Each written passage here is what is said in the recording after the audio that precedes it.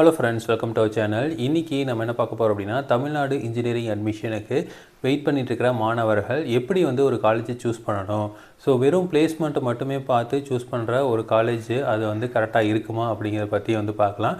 So யாரெல்லாம் உங்கள் பசங்களை காலேஜில் சேர்த்தணும் அப்படின்னு இருக்கிற பேரண்ட்ஸுக்கும் இந்த ஒரு முக்கியமான பதிவு தான் இது. ஸோ இதில் மெயினாக பார்த்தீங்க அப்படின்னா, நம்ம எதுக்கு இன்ஜினியரிங் ஜாயின் பண்ணுறோன்னே தெரியாமல் நிறைய பேர் ஜாயின் பண்ணுறோம்.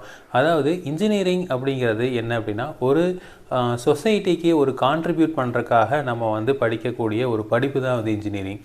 பொதுவாக இன்ஜினியரிங் எப்படி பார்க்குறாங்க, எல்லாருமே பெற்றோர்கள் பார்த்திங்கன்னா ROI இருக்குது அப்படிங்கிறத பார்க்குறாங்க. அதாவது ரிட்டர்ன் ஆன் இன்வெஸ்ட்மெண்ட். அப்போது நான் என்ன பண்ணுறேன் அப்படின்னா, ஒரு ஃபீஸ் கட்டுறேன் அப்படின்னா அதை இன்வெஸ்ட்மெண்ட்டாக பார்க்குறாங்க.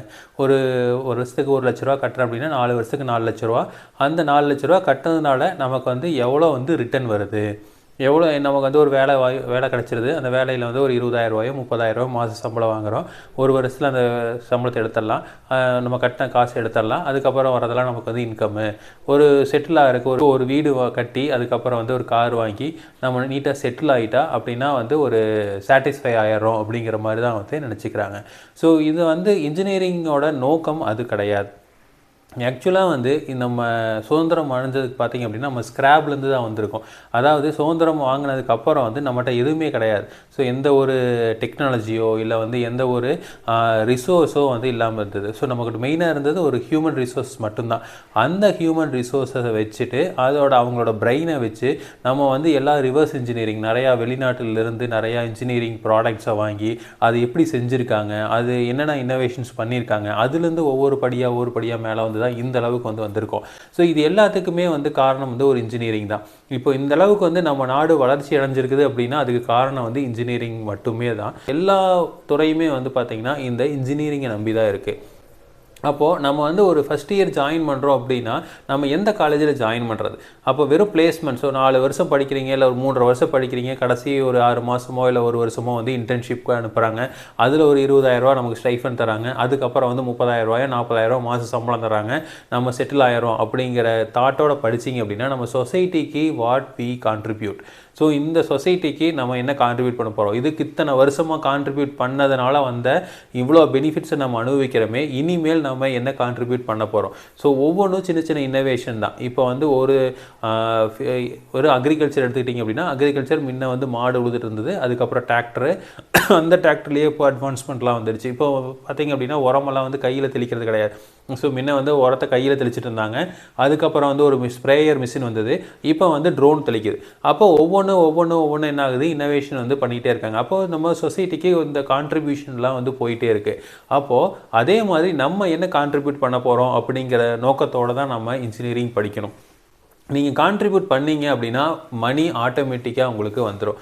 அதாவது ஒரு ப்ராடக்டை ஃபஸ்ட்டு என்ன பண்ணுறோம் அப்படின்னா, ஒரு பொருளை நம்ம என்ன ப்ராப்ளம் இருக்குது அப்படிங்கிற ப்ராப்ளம் எடுக்கிறோம். அந்த ப்ராப்ளமுக்கு நம்ம ஒரு ஐடியா எடுக்கிறோம். அந்த ஐடியாவை இம்ப்ளிமெண்ட் பண்ணுறோம். அந்த இம்ப்ளிமெண்ட் பண்ணது மூலமாக நமக்கு ஒரு அமௌண்ட்டை நம்ம எடுத்துக்க முடியும். அந்த ஐடியாவை நம்ம மார்க்கெட்டைஸ் பண்ணிட்டோம் அப்படின்னா அந்த மார்க்கெட்லேருந்து நமக்கு பணம் வரும். ஒவ்வொன்றுமே ஐடியா தான். ஸோ அப்போ அந்த ஒவ்வொரு ஐடியாவையும் நம்ம ஒரு ப்ராடக்டாக கன்வெர்ட் பண்ணுறப்போ நமக்கு என்ன ஆகுது, ஒரு மணி அப்படிங்கிறது வருது. ஸோ அப்போ நம்ம ஆண்டர்பிரினர்ஷிப்புக்கு உள்ளே போகலாம். இல்லை அப்படின்னா அதை வச்சு நிறையா இன்ஜினியர்ஸுக்கு நம்ம வேலை கொடுக்க முடியும். அப்போ ஸோ அந்த இன்னோவேஷன் நம்ம சொசைட்டிக்கு எப்படி ஹெல்ப்ஃபுல்லாக இருக்குது அப்படிங்கிறத பார்த்து தான் நம்ம சேரணும். அப்போது அதை எனேபிள் பண்ணுற மாதிரி எந்தெந்த காலேஜஸ்லாம் இருக்காங்க.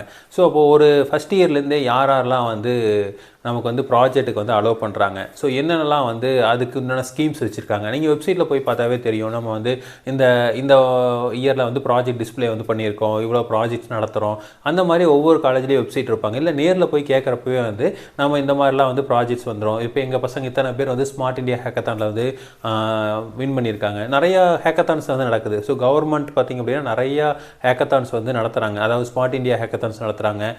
இது தமிழ்நாட்டில் பார்த்திங்க அப்படின்னா TNSST, அதாவது Tamil Nadu state science and technology அப்படிங்கிற ஒரு கவுன்சில் இருக்குது. அவங்க என்ன பண்ணுறாங்க அப்படின்னா, நல்லா ப்ராஜெக்ட் பண்ணுற மாணவர்களுக்கு 5,000 ரூபா சீட் மணி கொடுக்குறாங்க. ஒவ்வொரு ப்ராஜெக்ட்டுக்கு 5,000 ரூபா சீட் மணி கொடுக்குறாங்க. இந்த மாதிரி ஒவ்வொரு MSME ப்ராஜெக்ட்ஸ் இருக்குது. ஸோ இது மாதிரி எல்லாமே மாணவர்கள் விண்ணப்பிக்கக்கூடிய ப்ராஜெக்ட்லாம் இருக்குது. ஸோ இதில் யாரெல்லாம் எந்தெந்த காலேஜெலாம் ரொம்ப இன்னோவேட்டிவாக இருக்காங்க, யாரெல்லாம் ரொம்ப பாசிட்டிவாக இருக்காங்க அப்படிங்கிறத பார்த்து அந்த காலேஜில் ஜாயின் பண்ணுங்கள். ஸோ கண்டிப்பாக வந்து நீங்கள் வந்து ஒரு சொசைட்டிக்கு வந்து ஏதாவது வந்து ஒரு கான்ட்ரிபியூஷன் வந்து கொடுக்க மாதிரி இருக்கும். ஸோ அப்போது பிளேஸ்மெண்ட்டுங்கிறது ஒரு பார்ட், கண்டிப்பாக பிளேஸ்மெண்ட் இருக்க வேண்டியது தான். அப்போது எல்லாருமே வந்து இன்னோவேஷன் வந்து பண்ண முடியாது. ஸோ அப்போது பிளேஸ்மெண்ட்டுக்கும் ஆப்பர்ச்சுனிட்டி இருக்குது. அப்போ நீங்கள் இந்த இன்னோவேஷன் இந்த மாதிரி போகிறப்போ ஆட்டோமேட்டிக்காக பிளேஸ்மெண்ட்டுக்கும் வந்து இது ஹெல்ப்ஃபுல்லாக இருக்கும். நீங்கள் வந்து ஒரு ப்ராடக்ட் டெவலப் பண்ணியிருக்கீங்க அப்படின்னு சொல்லி ஒரு டிசிஎஸ்லையோ சிடிஎஸ்லையோ நீங்கள் சொல்கிறீங்க அப்படின்னா, இன்னொரு ஸ்டூடெண்ட் வந்து அதை பற்றி எதுவுமே இல்லை, ஒரு ப்ராஜெக்டே வந்து ரொம்ப லெவலாக பண்ணியிருக்காரு, இல்லை ஏதாவது ப்ராஜெக்ட் சென்டரில் வாங்கிட்டு வந்திருக்காரு அப்படின்னா யார் எடுப்பாங்க? கண்டிப்பாக நீங்கள் யார் வந்து ஐடியாவை க்ரியேட் பண்ணியிருக்கீங்களோ அவங்கள தான் வந்து எடுப்பாங்க. ஸோ நீங்கள் வந்து ஒரு இன்டர்வியூலேயே பார்த்தீங்கன்னா, ஒரு கார்ப்பரேட்லேருந்து ஒரு இன்டர்வியூ வர்றாங்க அப்படின்னா அவங்க இன்டர்வியூ ப்ராசஸே அந்த மாதிரி தான் இருக்கும். ஸோ நார்மலாக வந்து ஆப்டிடியூட் டெஸ்ட் பண்ணுவாங்க, அதுக்கப்புறம் வந்து கோடிங்கோ இல்லை வந்து எந்த மாதிரி ப்ராஜெக்ட்ஸ் இருக்குது, அதை வந்து பர்சனல் இன்டர்வியூவில் ப்ராஜெக்ட்ஸ் பற்றி தான் கேட்பாங்க. அப்போ ப்ராஜெக்ட்டில் நீங்கள் வந்து வெல்வெஸ்ஸாக இருக்கீங்க அப்படிங்கிறப்போ, நீங்கள் ஒரு ஐடியாவை வந்து க்ரியேட் பண்ணியிருக்கீங்கிறப்போ கண்டிப்பாக உங்களை வந்து ஜாப்புக்கு எடுத்துருவாங்க. ஸோ அப்போது நீங்கள் வந்து ஒரு சொசைட்டி கான்ட்ரிபியூட் பண்ணுற மாதிரி வந்து ஒரு மைண்ட் செட்டில் போனீங்க அப்படின்னா கண்டிப்பாக வந்து உங்களுக்கு பிளேஸ்மெண்ட்ஸும் வந்து நல்லா வரக்கு வாய்ப்புகள் இருக்குது. ஸோ அதனால் காலேஜ் சூஸ் பண்ணுறப்போ ப்ராப்பராக சூஸ் பண்ணுங்கள். வெறும் பிளேஸ்மெண்ட் மட்டுமே பார்த்து அந்த வந்து சூஸ் பண்ணாதீங்க. So we have to contribute some extent for the society. So அதை வந்து என்றைக்குமே வந்து மறந்துடாதீங்க. எல்லா ஐஐடிஸ் என்ஐடிஸும் அதை தான் வந்து பண்ணுறாங்க.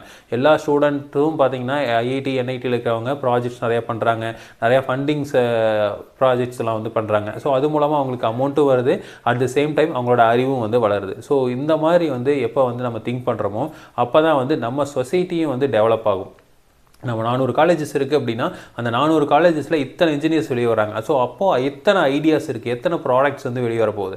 அப்போ இத்தனை ப்ராடக்ட்ஸை வந்து நம்ம மார்க்கெட்டைஸ் பண்ணியிருந்தோம் அப்படின்னா நம்மளோட எக்கனாமியோ நம்மளோட கண்ட்ரியோட க்ரோத்தோ வந்து இன்னமும் வந்து அதிகமாக இருக்கும். பட் வந்து we fail to do that. So அதை வந்து நம்ம அதிகமாக வந்து பண்ணுறதில்ல. ஸோ அப்போ அதை வந்து நம்ம மோட்டிவேட் பண்ணணும் அப்படிங்கிறதான் வந்து மெயின் நோக்கம். ஸோ கண்டிப்பாக வந்து பேரண்ட்ஸும் அதே தான். ஸோ பேரண்ட்ஸ் வந்து வெறும் பிளேஸ்மெண்ட்டை மட்டும் பார்த்து எனக்கு வந்து 5 லட்ச ரூபா வருஷத்தில் எல்பிஏல வேலை வாங்கி கொடுத்துருக்காங்க, ஒரு 10 எல்பிஏல வேலை வாங்கி கொடுத்துருக்காங்க அப்படிங்கிறத மட்டுமே பார்த்து ஒரு ஸ்டூடெண்ட்டை ஒரு காலேஜில் கொண்டு போய் சேர்த்தி அவங்கள வந்து எப்படியாவது வந்து படிக்க வச்சு அதுக்கப்புறம் அவங்கள வேலையை வாங்கி வச்சு அவங்கள வந்து ஒரு ரெகுலர் ரொட்டீன் லைஃப்பில் வந்து கொண்டு போய் விட்டுட்டீங்க அப்படின்னா அதுக்கப்புறம் வந்து இந்த டெக்னாலஜி இன்னோவேஷன் அப்படிங்கிறது அப்படி நின்றும்.